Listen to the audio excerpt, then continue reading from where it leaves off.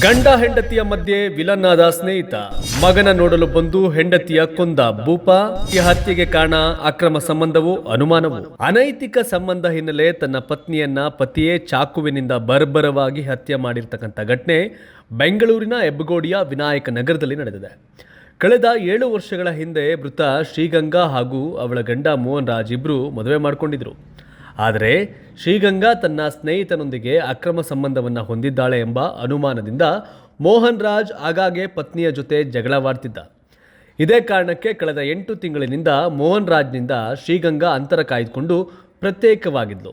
ಅಲ್ಲದೆ ಸುಮಾರು ತಿಂಗಳುಗಳಿಂದ ಹೆಂಡತಿಯ ಸಂಪರ್ಕವೇ ಇರದ ಮೋಹನ್ ರಾಜ್ ತನ್ನ ಮಗುವನ್ನು ನೋಡಲು ಮಂಗಳವಾರ ರಾತ್ರಿ ಮನೆಗೆ ಬಂದಾಗ ಮತ್ತೆ ಹೆಂಡತಿಯ ನಡುವೆ ಕಲಹವಾಗಿದೆ.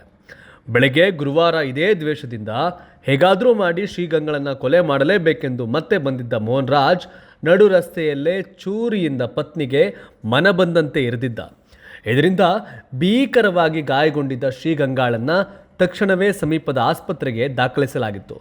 ದುರದೃಷ್ಟವಶಾತ್ ತೀವ್ರ ರಕ್ತಸ್ರಾವದಿಂದ ಬಳಲಿದ್ದ ಶ್ರೀಗಂಗಾ ಚಿಕಿತ್ಸೆ ಫಲಕಾರಿಯಾಗದೆ ಸಾವನ್ನಪ್ಪಿದ್ದಾಳೆ. ಕೊಲೆಗಡಕ ಪತಿ ಮೋಹನ್ ರಾಜ್ನನ್ನ ಹೆಬ್ಬಗೋಡಿ ಪೊಲೀಸರು ವಶಕ್ಕೆ ಪಡೆದು ವಿಚಾರಣೆ ಮುಂದುವರೆಸಿದ್ದಾರೆ. ಇತ್ತೀಚೆಗೆ ದಿನಕ್ಕೊಂದರಂತೆ ಈ ರೀತಿಯ ಘಟನೆಗಳು ನಡೆಯೋದಕ್ಕೆ ವೈವಾಹಿಕ ಅನುಬಂಧ ಪವಿತ್ರವಾದುದು ಎಂಬ ಅರಿವಿನ ಕೊರತೆಯೇ ಕಾರಣ ಅನಿಸುತ್ತೆ.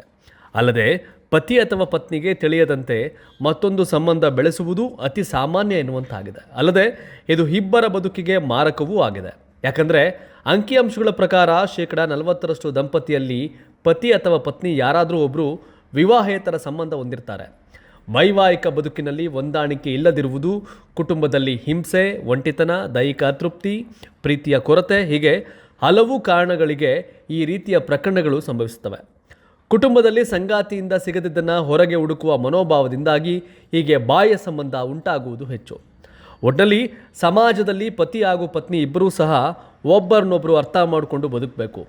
ಒಬ್ಬರ ನಡುವೆ ಎಷ್ಟೇ ವೈಮನಸ್ಸು ಎದುರಾದರೂ ಸಹ ಅದನ್ನು ಪರಸ್ಪರ ಕುಳಿತು ಮಾತನಾಡಿಕೊಂಡು ಬಗೆಹರಿಸ್ಕೊಳ್ಬೇಕು. ತಮ್ಮ ಬೇಕು ಬೇಡಗಳನ್ನು ಇಬ್ಬರು ಪರಸ್ಪರ ತಿಳ್ಕೊಂಡು ಆನಂದದಿಂದ ಜೀವನ ಸಾಗಿಸಿದ್ರೆ ಈ ರೀತಿಯ ಪ್ರಕರಣಗಳು ಕಡಿಮೆ ಆಗ್ಬೋದು. ಏನೇ ಆಗಲಿ, ಗಂಡ ಹೆಂಡತಿ ಇಬ್ಬರ ಜಗಳದಲ್ಲಿ ಕೂಸು ಬಡವಾಯಿತೆಂಬಂತೆ ಈ ಮಾತು ಮೋಹನ್ ರಾಜ್ ಹಾಗೂ ಶ್ರೀಗಂಗಾ ಜೀವನಕ್ಕೆ ಸೂಟಾಗಿದ್ದು ಮಾತ್ರ ನಿಜಕ್ಕೂ ಶೋಚನೀಯ. ಮಗು ನೋಡಲು ಬಂದವನು ಮಗುವಿನ ತಾಯಿಯನ್ನು ಅಂದರೆ ಪತ್ನಿಯನ್ನೇ ಇಹಲೋಕಕ್ಕೆ ಕಳಿಸಿದ್ದು ಅಂದರೆ ದುರಂತವೇ ಸರಿ. ಏನೇ ಆಗಲಿ, ಇವರಿಬ್ಬರ ಜಗಳದಲ್ಲಿ ಮಗು ಬಡವಾಗಿದೆ. ಪತ್ನಿಯನ್ನು ಕೊಂದಂಥ ಮೋಹನ್ ಇದೀಗ ಜೈಲು ಪಾಲಾಗಿದ್ದಾನೆ.